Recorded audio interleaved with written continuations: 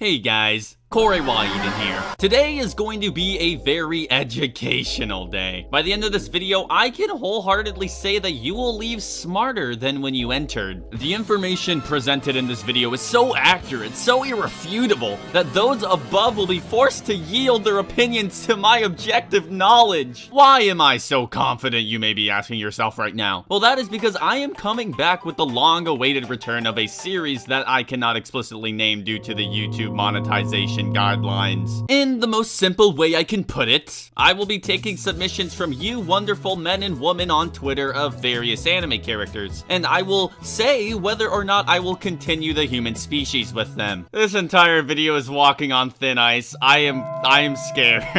And just a quick reminder, all of the characters I mention in this video are brought to my attention by Twitter. If you would like to participate in one of these videos in the future, which I know you do, make sure to follow me on Twitter. Alright, you know the drill. Let's begin.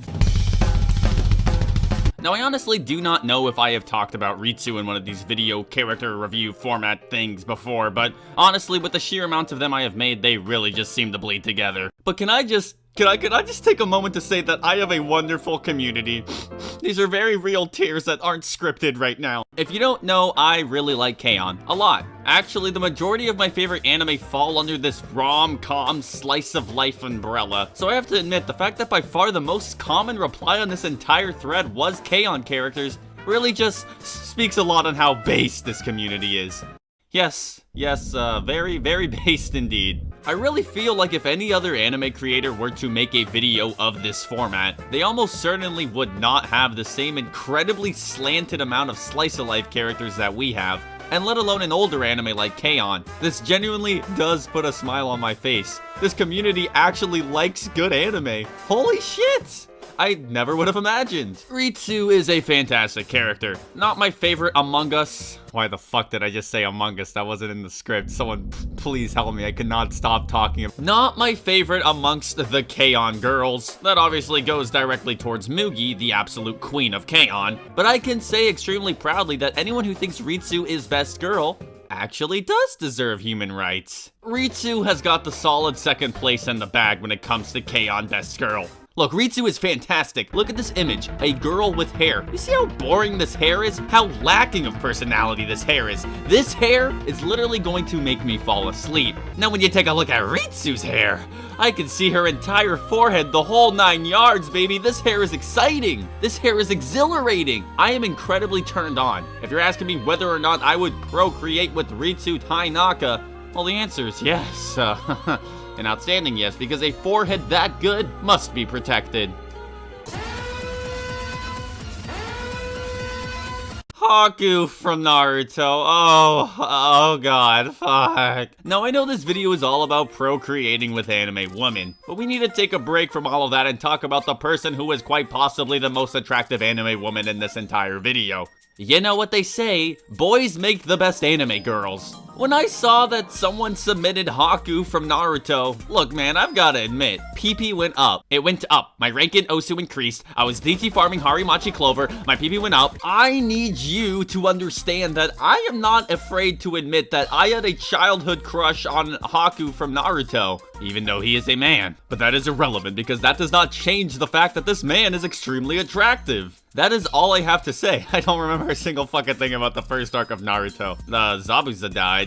He was pretty cool. What the fuck was the first arc of Naruto about again? Tamaki for Fire Force anime woman.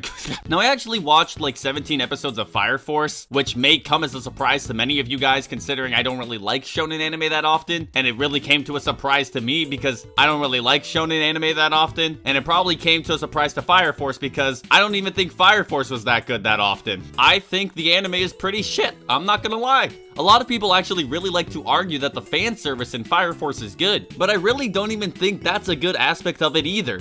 Like, don't get me wrong, I've also never felt the embrace of a woman in my entire life. I also really like fan service in anime. But in Fire Force, the fan service is tasteless. It has no class to it. And Tamaki from Fire Force herself is also incredibly tasteless and has no class to her. There's nothing here. It makes me sad. It makes me sad. I will not be procreating with this anime woman, especially for the fact that David Production is working on this instead of JoJo's? That's a yikes, buddy. That's a big yikes. This is apparently who some people call best girl in Konosuba. I don't know how that's possible when Megumin is right there, but to each their own. Don't get me wrong, I could totally see the appeal behind Aqua. She's not a terrible character, she looks pretty decent. Big anime butt, big anime boob, auga! I'm a man, I have descended from the apes for this specific moment. I have watched all of Konosuba and I really don't have much to say about Aqua. All she does over the entire course of the anime is cry and complain. Like, I already have my own nagging wife to worry about when I'm just trying to grill and watch anime. Stupid nagging wife, I hate you. Hey, Twitter user Cheese, can you stop replying to every single one of these videos with Big Chungus Shirogane? Yes, I know it's a real frame in Kaguya-sama Love is War, but you gotta let Big Chungus go. You gotta let him go. The crash wasn't your fault. Hiding in public says Watame. Now, I can't be too explicit with what I would do to this woman due to the monetization guidelines of this beautiful platform we are enjoying right now. But just know, between Watame and I, it's on sight. It's on sight. Never have I ever seen a creature so voluptuous, curvy, gravy. Gravy is not even an adjective, but it still works. The image is still in your head. Now, of course, I'm not talking about the actual VTuber. You know, cosplay is not consent. I'm not saying these horrid things to the person in question. I would never. In reality, what I'm saying is that I am attracted to sheep, baby. White sheep, brown sheep, gray sheep. I really can't help myself. Look at this. Look at this sheep. Ugh, fucking, filet mignon.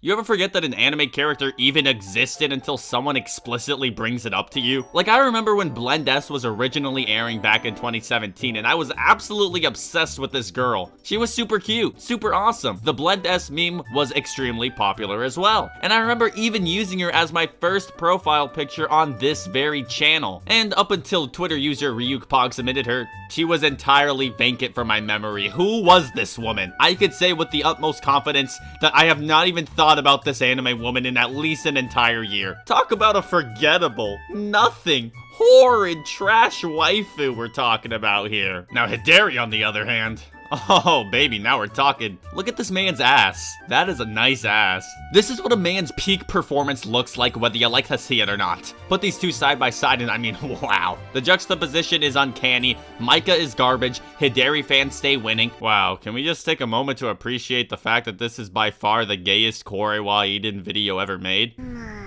Oh Lord, forgive me for what I am about to do. Look, I am very aware that this video does not look very good on me. Over the course of this video, I am almost certain that if any of my subscribers had even remotely an ounce of respect for me, that is all now gone.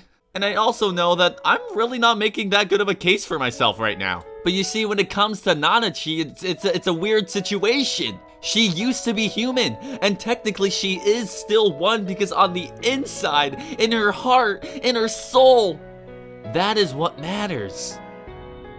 Yeah, I'm a furry. I don't give a fuck. Like, when she says, nah, like, I lost, bro.